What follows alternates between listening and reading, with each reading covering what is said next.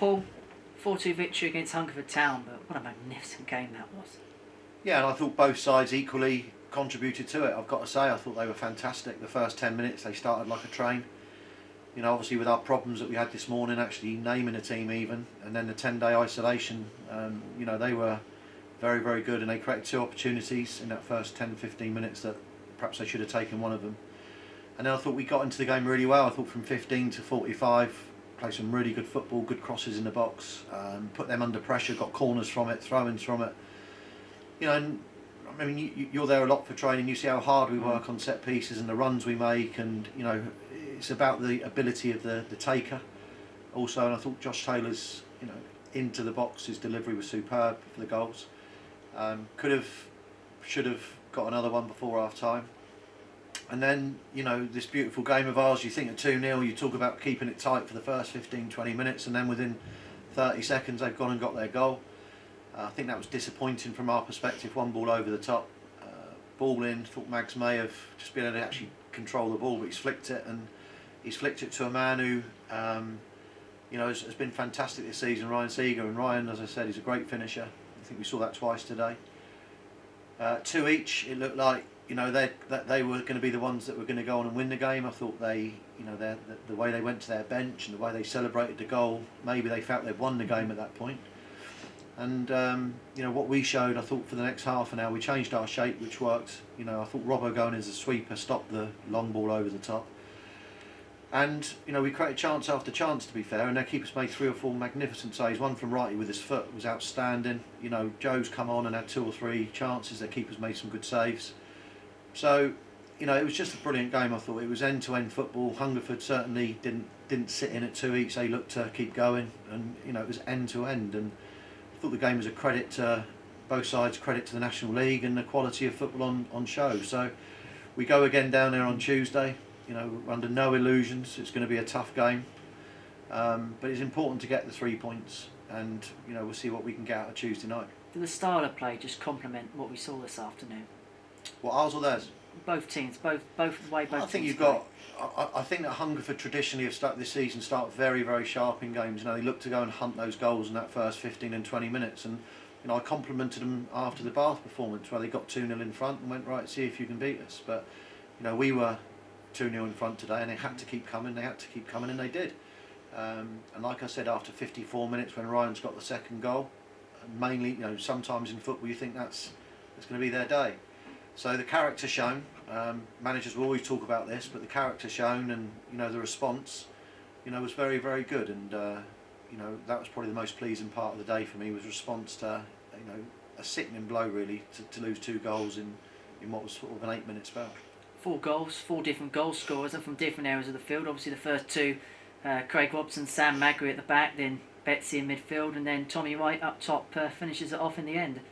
Yeah, in a system, you know, the 4-1-4-1 that we play, it's a system that does allow the midfielders to really get in the box, and you know, you should, from our set piece delivery, you know, be looking at your centre half scoring probably 8 or 10 goals a season.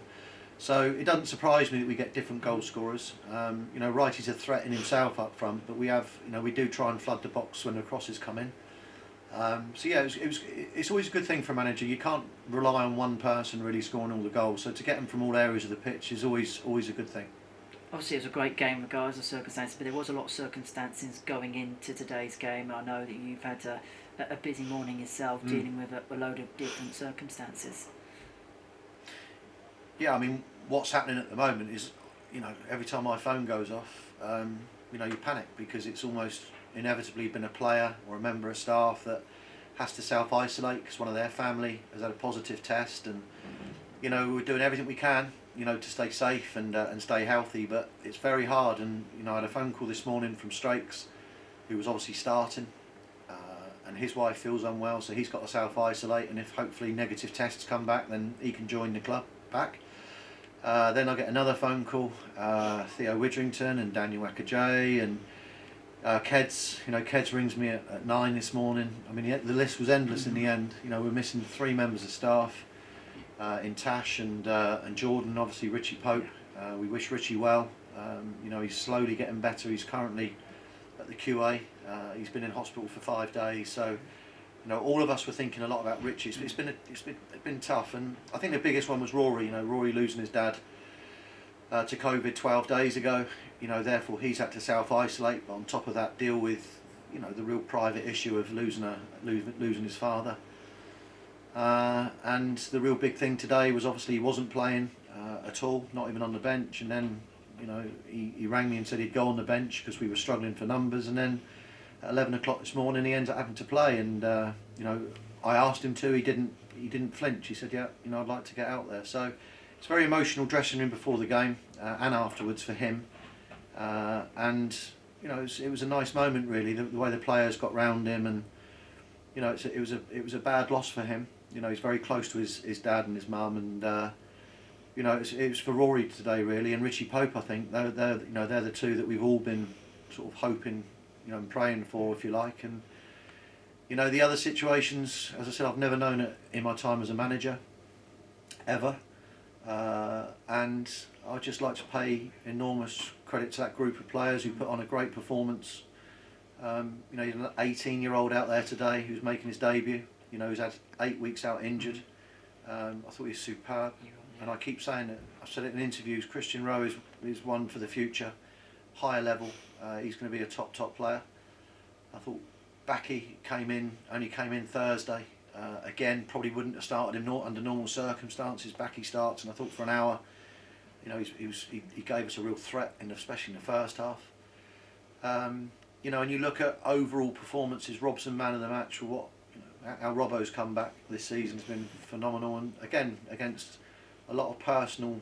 And this is what people don't know. The amount of, they're not robots, footballers. They've got their own personal lives and private lives, and we've had a dressing room in there that's been very, very tight. We've got personal situations that we all know about. They're not for public consumption, but the players look after each other in there, and it's a real tight dressing room. And that's the most pleasing thing for me. I've just watched the dressing room grow together over this last sort of 6 weeks, and when you see the reaction, we could have folded after Marine and losing to Hemel. It would have been easy to go into a bad spell, feel sorry for ourselves. I look at our season now. It's quarter of the way through.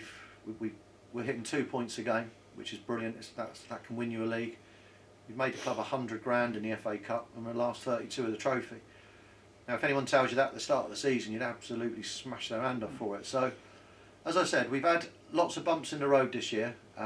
Lots of things happen within the dressing room that we aren't for public consumption, but we've dealt with it and dealt with it well. And even players that aren't here today, they're not here for a reason. And we've all of us talk to each other. There's lots of phone calls going on at the moment to make sure everyone else's families are okay. It's tough. Theo Widrington, desperate to be here today, but not allowed to be. And I think it's a real credit to the group how they've responded and how they've looked after each other. I know it's a cliche to call it a family, but it really is. Even like Christmas and New Year's Eve, there's a WhatsApp group that the players are all in, and they all wish each other good health, wish their families well, and it is, as you say, really tight knit. And I think the situation that we're in actually with COVID, and as you say, other things that have gone in people's lives, you want that tight knit and in a human factor, take away the football aspect. Yeah, and that's what we talked about beforehand in the dressing room. It actually wasn't so much about the football. It was about, especially the chat we had at the end together. It was about well done. Keep looking after each other. Keep making sure that your colleague's okay, making sure that his family's okay, because we're in the most unusual times. And as I said, within that dressing room, we've got 4 or 5 people that have been struggling because their families are struggling, and it's been really wonderful to watch how everyone has really pulled together.